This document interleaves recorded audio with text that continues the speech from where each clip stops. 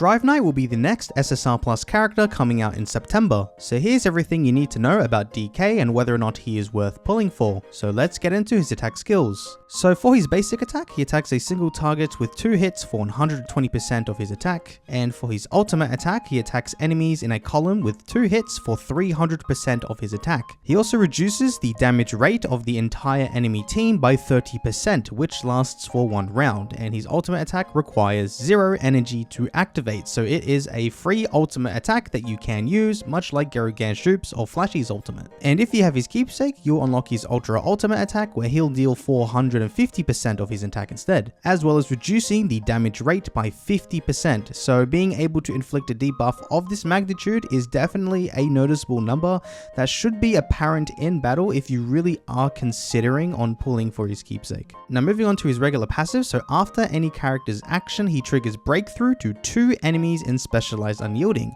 dealing 200% of his attack as bonus damage. So this core is obviously telling you to use Drive Knight against Gargantu's core, as his passive alone will inflict multiple instances of breakthrough whenever the requirements are met, and at the start of battle he has a 60% chance to trigger evasion where he reduces incoming direct, extra, charge and berserk damage to 1 damage, which lasts for 2 rounds. If you manage to limit break him to 5 stars, he triggers 3 instances of breakthrough instead of 2, and he has a 65% chance to trigger evasion. And if you manage to unlock his 5p awakening, he deals 300% of his attack to enemies in specialized unyielding and has a 70% chance to trigger evasion. Now time to go through his core skill, as this replaces his awakening passive. So for his basic core, it requires 1 duelist, 1 grappler and 1 hitech to activate, which grants 3 energy per round. Now if you do decide to unlock his second awakening, it will also grant 1 additional energy if an ally triggers crit, which can happen up to once per round. And now if you really want to go all out and awaken 3 Drive Knight, which requires an additional 2 evolution stones and 2 awakening stones from awaken 2 to awaken 3, you will instead be granted 2 opportunities to generate extra energy if an ally triggers crit per round. So it definitely can be very useful in PvP for more energy, but extremely expensive towards your SSR Plus resources. Unless you're that guy who's rich enough to take over a space company, distribute mass amounts of shitty electric cars that make you want to pour bleach onto your eyes every time you see one on the goddamn road, and buying out Twitter and making it even worse than it already was. If you are that sort of okay, I think I went in a bit too personal with that remark, but what I was really trying to say is just don't bother about Awakening 3, only Mass X and a couple other high-end whales are insane enough to do so. Now to go through his advanced core, which requires 1 of every type. So for his level 1 core, at the start of battle, all allies obtain specialized guard by 600% of their max HP, which adds an extra purple health bar, with every star visible representing 100% of their max HP,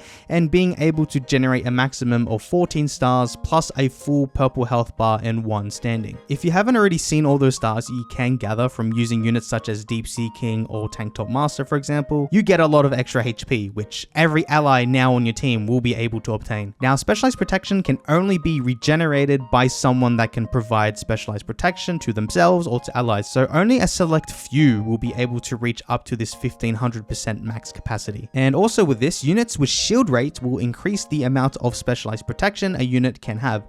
So I guess it counts as some sort of shield, so units such as Gokatsu, Tank Top Vegan, and then future SSR Plus units such as Melzagard and Super Alloy Darkshine will be able to synergize greatly with Drive Knight's core. Now leveling this core up in the laboratory will increase the amount of specialized protection that you get at the start of battle. So at level 4 you get 650%, at level 10 you get 700%, and at level 17 you get 750%. Now what I will say is that level 1 is totally fine to use, so there's no need to rush in getting a higher level for his core, but if you can get level 4 then that would be great since it doesn't require as many resources. However, level 10 would be the maximum that I would recommend, as that takes a lengthy amount of grinding to do, and then you can start working on other cores from there on, which means for level 17 you don't really need to worry about it since it's far too expensive and hell of a grind. But those top end players who are really committed in maximizing everything they can get, then I wish you the best of luck. Now going through his enhancements, so for his talent page you should unlock both pages and upgrade all the base HP and attack stats, and also alt damage reduction if you can. Otherwise, those marked in the blue circles are also good stats to upgrade if you do have the spare talent points to do so. For his damage sigils, use sword sigils, and for his support sigils, use vitality sigils, but I wouldn't really recommend using any sigils on him at all if you have other other SSR Plus units on your team that you're currently working on. If DK is your only carry, then sure, you can use sigils on him and those two would be the best on him. Now in regards to his limit break, at a maximum, get him to 5 stars as you'll be able to inflict breakthrough to 3 enemies. Now I wouldn't really feel the need to rush this as a majority of opponents will also be using Drive Knight's core, which means in PvP there's no undying shields to break through other than those that have leveled up their class mastery. But if you really need tons of breakthrough for game modes such as Nightmare's Conqueror Challenge or Crescent Towers, then you can get his 5-star passive since it's now a lot easier to gather Omni Shards, as you can get at least 6 daily, 4 from the research request mission, 1 from achieving 24 points in the request mission milestone, and 1 from your daily club challenges. And in regards to Awakening, if you really must, then get him to 4p at the maximum where you'll obtain his crit damage and crush rate buffs. Now realistically, if you only intend on using him as a core, then there's no need to level his Awakening, but if you have spare resources and want to gather more BP for your figurines and for your account, then you can go up to 4p at a maximum. Now his 5p is optional, it isn't really a massive game changer, so there isn't really a necessity to get it. But if you do have his keepsake and have the spare resources, then you can get his 5p for extra damage and evasion. Now moving on to his gears, so for his gear set, he isn't important to put a red gear set onto him or any at all really, just focus on his stats. So if you really want to put a set on him, then machine would work best, or you can go some alternatives like battle or martial arts, depending on how you want to build him. Now with his gears, there are 2 routes that you could go. If you're just going to use him as your core with little to no sack investment into him, then he is prone to die very quickly. So use a HP set to make him stronger for a lot longer, since do keep in mind that he does generate 600% of extra HP from his core. So the higher his HP is, the more extra HP he will get. So if you didn't understand why HP is important with specialized protection, for example, let's say if he had 2 million HP, then he'll be able to generate an extra 12 million HP as specialized guard. That shows a full purple bar and 5 stars. However, if he was, let's say 4 million HP for example, then he'll generate an extra 24 million HP as specialized guard. That will also show a full purple bar and 5 stars. No matter what, your units will generate the exact same purple health bar and 5 stars. So the higher the HP of your unit, the higher the scaling of specialized protection that specific unit will be granted. Now, if Drive Knight is one of your only few SSR Plus units, or if you do have some sacks to spare, then you can opt for an all attack build to accompany his 300% column attack and making that move much stronger. And now for his buff gears, if you're going for an all HP build, use HP, or if you're going for an all attack build, use attack. So ideally, your hero gear should have 3 bonus and 2 flat stats, and both of your high tech and S class gears should have 3 base stats of the build that you want to go for. And if you manage to get an augmentation from upgrading your S class gear, they're not very important, so I would avoid them if you can, but a block augment would be the best for him if you do manage to obtain such augment. Now I will also be providing some examples of what some lineups can look like with Drive Knight. So with this core, since you do need one of every type of unit to activate for his core, you can be more flexible with your team choices, so I'm only going to be showing a couple of examples from now on, plus some alternatives that you could use if you don't have said units. So for example 1, this could be what the meta team would be looking like during his debut. Deep Sea King will definitely be used because he's the main DPS, with Drive Knight, who's the core character, and then Flashy Flash is the main speedster, who should be speeding up, not DSK, but someone like Tank Top Master if he has really high investment. That's going to be a good combo there, with Phoenix Man, as he will be a very prominent Esper that you'll be seeing for the whole year to come. So this is a strong team. Now Goketsu, he is still very strong in this meta. If you do have a max invested though, so Awaken 2 and a lot of sacks into him, he is still quite strong in this current meta.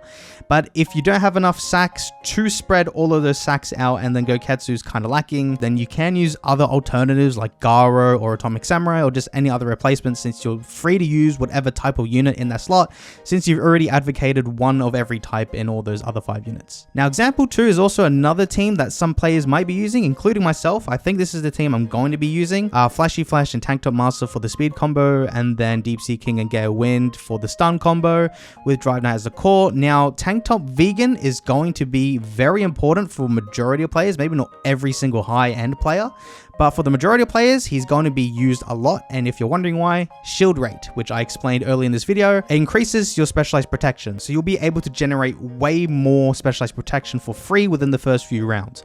So this is why you're going to be seeing a lot of shield rate characters be used in the meta, even if they're just SR units. But if you don't have Tank Top Vegan, then Goketsu, the regular base Goketsu, is also another unit that has shield rate, but just keep in mind with the difference between them two. Tank Top Vegan does shield rate to all allies, regular Goketsu does it to surrounding allies. So it is up to you on what you want to use. I would recommend Tank Top Vegan more since it advocates for all allies, whereas Goketsu is only for the surroundings, so you can have up to 3 at the maximum. But if you have one or the other, then definitely use that if you do have a spare slot. So this is what some examples of what some high-end teams can look like. Now, some examples of what some lower-end player teams can look like. If they did pull for Deep Sea King or any other strong DPS in their team, then they can pair him up with Drive Knight and then Sonic. If you did get him for free during an event that occurred a while ago, that where you can get him for free, you can use him as your speeds and PvP, so that's also not that bad to use. And then Tank Top Vegan, you're going to see in both examples, he's basically a must. If you don't have him, then Goketsu is another option. You can use shield rate and that will help your team out greatly. It really does benefit Drive Knight's core immensely. Now, there are other replacements you can use. You will need an Esper, so you can use someone like Genriki, who is a relatively new Esper, and she did come out a while ago, but she is quite rare to get. She's from the regular heroic summons, so it's really rare to get, but she is a good support unit. She can do stuns, and then she can also buff up the attack of your Esper allies and then reduce the attack of heroes, I'm pretty sure. She is a very good debuffer. So if you do get her, use her. She is very good. Or you can use some other units from the alternative section. I did include some units such as Sonic V2 and even Gale Wind and Watchdog Man, because you can obtain them through the purple ticket summons, because I've seen in the notification feed that people do summon random characters out of nowhere, like Hellfire Flame even and Gale Wind. So it is possible. Would I rush it? Not really. I would still recommend waiting for SSR plus stones and then pulling on that banner. But if you do get one of these units along the way, you can use them as well, because they can fit in quite well in your teams. If you don't have any SSR plus, then these units also aren't bad to use. So for the second example, I'm going to be more realistic for the majority of players that have been playing for a while. You can still use Garagant Shoop in your team, just not as the main core. He is a good support unit because of that specialized berserk and then the damage reduction to the enemies for the first 2 rounds. So that's not a bad idea as well. You can use him. I would probably put him in the row of your DPS carry, but if your DPS carry is Drive Knight, then put him in the same row as Drive Knight, because then Drive Knight will come, because he has a decent amount of column attack. It's 300% or 450 with keepsake, so you can do that if you want. Otherwise, the rest of the slots, you can slot in any of these alternatives that I put on the screen, or if you do have any spare SSR plus units that you do have. Just not Bakuzan, because Bakuzan is horrible. Please don't use him. I know if you pulled for him, you could use him, but there's definitely way. These characters, the majority of them are better than Bakuzan, so please don't use Bakuzan. So going through the main takeaways from this unit, he is a core unit. There's no justifiable reason on why you are skipping him. If you can't pull for him right now, then you have 2.5 months to pull for him during his rerun, which is more than enough time to gather all of the black tickets needed. As of right now, even 2 years ahead where the CN version is at the moment, Drive Knight is still the best hero core in the game. So you will need to use him, and it's better to get him now rather than later, where you'll have to spend money through the Awakening Wheel to obtain him. He also has constant breakthrough from his passive, so whenever the enemy's Undying Shields do get activated, they'll just get picked away straight away, and bonus damage will be inflicted on top of that, just to add the cherry on top. His core is designed to counter Geru's core, so definitely pull him if you do want to be competitive. His ultimate attack is also completely free, so you'll be able to deal damage for free, as well as reduce the enemy's damage rate, which reduces the direct damage that they inflict onto your team. So that will be a great support ult to always be using in battle, even if you do have 0 energy, since you'll still be able to use that ultimate attack. His core synergizes really well with shield rate units such as Tank Top Vegan, Goketsu, and future units like Melzagard and Super Alloy Darkshine, as they multiply your specialized guard, which ultimately means more free HP, so they will be essential to use in your lineups.